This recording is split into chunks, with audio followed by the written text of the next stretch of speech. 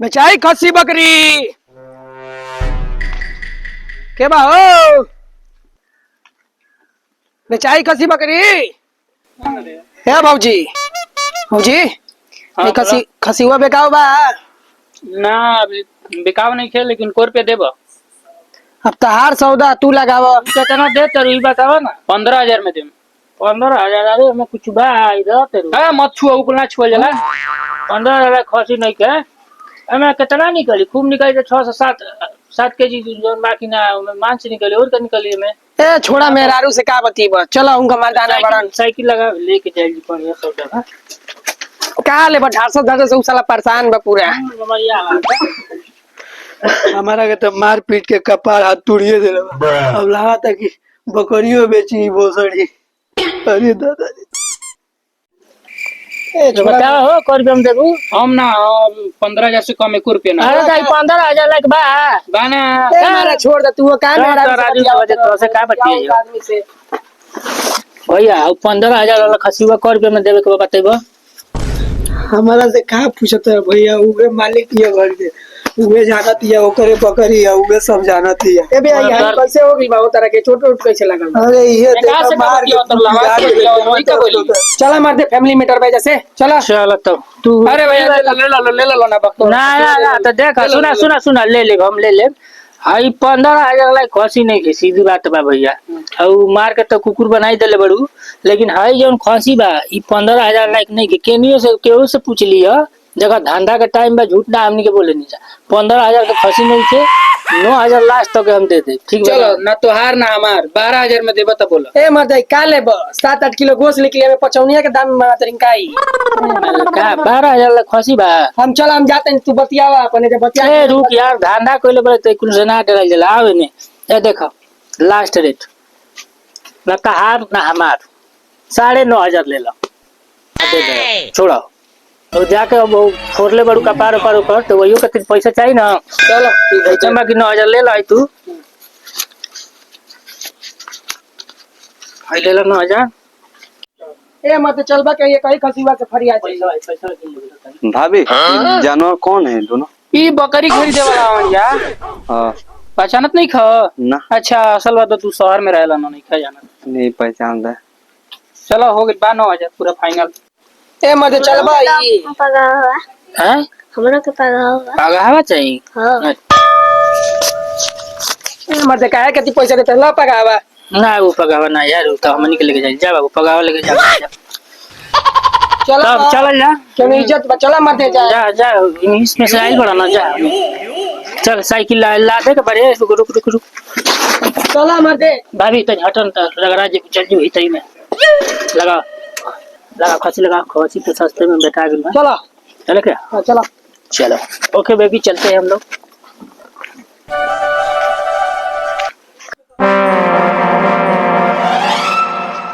अरे बीच में मत पड़ा तो तोरे पाई लगा दूं बोले ने बीच में ना बोले के सलाम खसी 15,000 में बेच लेती तू 9,000 में बेचवा देले हम खसी आज के बाद से बीच में मत बोलिए इतना पिटले बनी तो ना समझ में आइलो ए बेरी बोलो ना तो पूरा तूर तार के बैठा देम कोनो काम लग ना रही जी भजन जा मुआ दे ना रे तू मुआ दे हमके मेरे मुआ दे कुल जो भी नहीं हमारे हो जी ए सरवा तोरा के का कोई रे हां हमरे के मुआ तेरे बापे के हां जमीन खाती तो के पहला को के गलती करी रे सरवा ए लइका के मत बोला कुछ न तो बवाल हो जाई मुआ दे सरे वो बौदी कहाँ दादा को मार रही है? ए साथ तू नहीं भाई के बचावे के चाहिए तो तू आके जो बंगाली छाटो तो बौदी नहीं मारी आप कहाँ झमेला कर रही बीच में ठीक बा दो बार माना कर देनी गाँव सही है नहीं है हम लोग बेचिए लोहा टीना प्लास्टिक कॉपी किताब तामा पीतल अलमुनिया कबाड़ी वाला हिला पैसा दो धरो मैं धरो लो मैं धरो अरे साला ई कहां से लेके आइल बड़े रे पैसा कम मिली ई सालवा तोर बाबूजी के तरह जियो सबरे दे हां पुचकल आइल बड़ साला पैसा कम मिली रे बाबू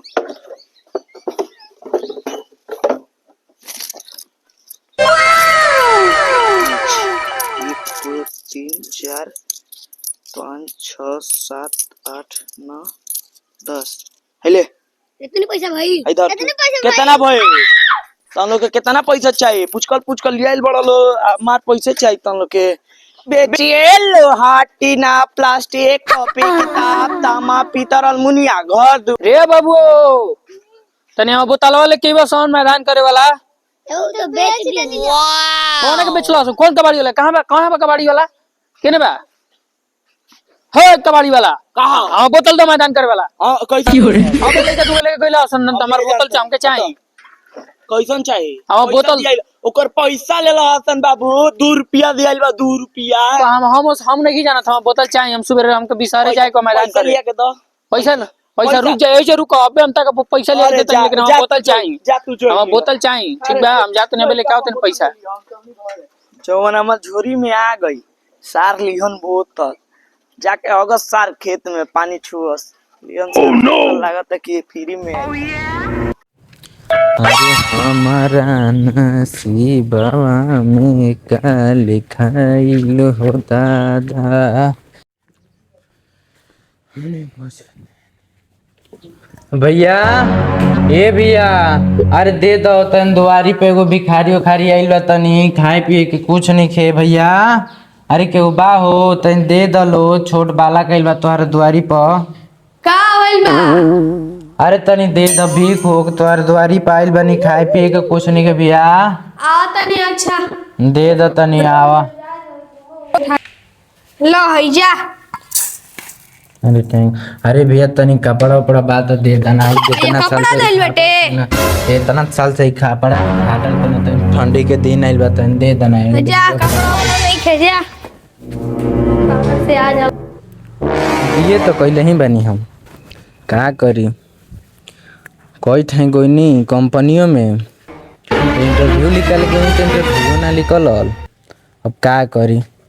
अब भीख मांग के तो खाही के पड़ी का भइल बा ओहू में जेनिए से जाते ने से अब केहू गाड़िए देते तो ओकरा में का करब खाए के पिए के तो मिल जाता अब केहूँगा तो भीख मांग के खाही के न पड़ी चले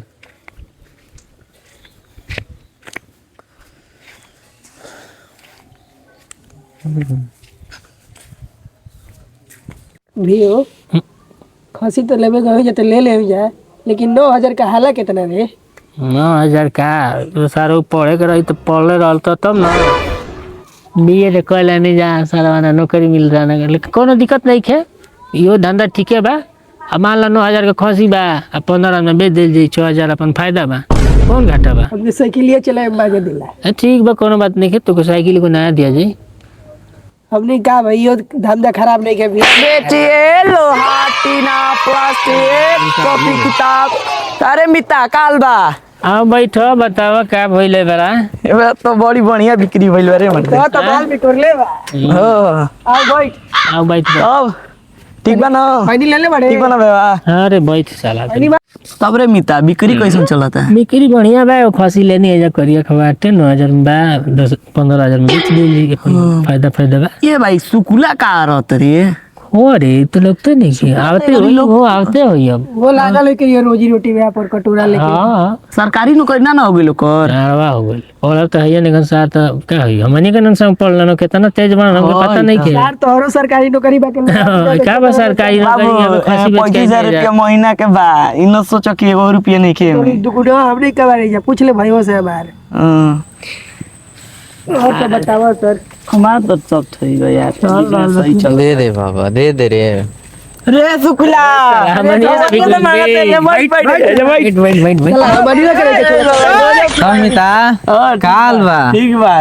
तू तो अपन बताओ अरे अपन तो बढ़िया बा भाई का तू वेशभूषा बनल भाई फाटल गमो छी ऐसा अरे क्या गोटरी टांग ले ले बड़े बाबू बिजनेस के दे तू हो ई ड्रेस है ड्रेस वाला? हाँ, ना तब का ड्रेस बना करबो? के जाइबा त केउ दे लेकिन हमने गुरुजी ऐसन पढ़ाइलन कि मजा नहीं कहीं बढ़िया काम और ठीक बात रुक तनी ऊपर से पूछी कोनो गांव में खसी सी बात तनी मोबाइल में देबे कहां बा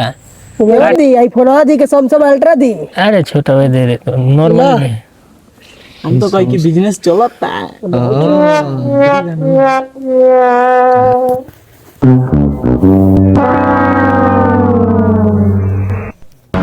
हेलो मार साहब प्रणाम प्रणाम प्रणाम के अरे हम बिगलू बोलतनी बिगलू चिन्ह तनी कि नहीं अच्छा अच्छा जो हाँ बिगलू अच्छा अच्छा अच्छा जो हाँ कोआ तनी ना कि आपके गौवा में खसी उसी बना से बेचाऊ। खसी अच्छा आवा गौवा में मिल जाई 2-4 गो बाणा सा हमारा गौवा में ठीक बा। अरे तो पढ़ावनी लिखवनी तहनी के अइहे कुल बिजनेस मिलल है और कुल काम धाम ना मिलल का तहनी के। अरे तो का करब अब जन बा कि ना पढ़ावनी इतना बढ़िया से हमनी के सर लड़चट्टा बन जाना पढ़नी है तब तारा में का दोष बा कुल छोड़ी कुल जो हो करे हो गई कोई का मतलब भी बा कि तनी देखी हां खांसी तनी मिल जाओ तो हमनी खा। अच्छा आवा सर ठीक बा। करे संतोष हाँ कितना कमैले बड़े? कमाई नहीं है 700-800 रे भाई। खाना ना खैले रही तब खाना वो ढाबा पे एक प्लेट पिटोनी बिरयानी सर 5 रुपया के वो खैनी डाली आइलो रोज भेटैया सन रोज की प्लेट बिरयानी अरे का बाप दादा कुल कंजूस हो कब 5 रुपए निकाले के तो कोई सरवा के कबाड़िया ला पैसा नहीं के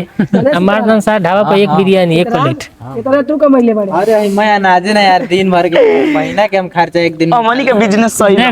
देखो हमनी के ठीक कोई नहीं जा कि आई कुल कंपनी में जाके लोन चट्टी ना करनी जा ठीक बस सारा बा। अब हमनी के बा खसी बा 5000 उमे कमा ले एक दिन में। हां आ तोर बाटे तो 800-900 तू कमाई लेते रे 1000 फ्री में 1000 मारी देता लड़का लेके आला सन 2000 पर मार के 2 रुपए धरा के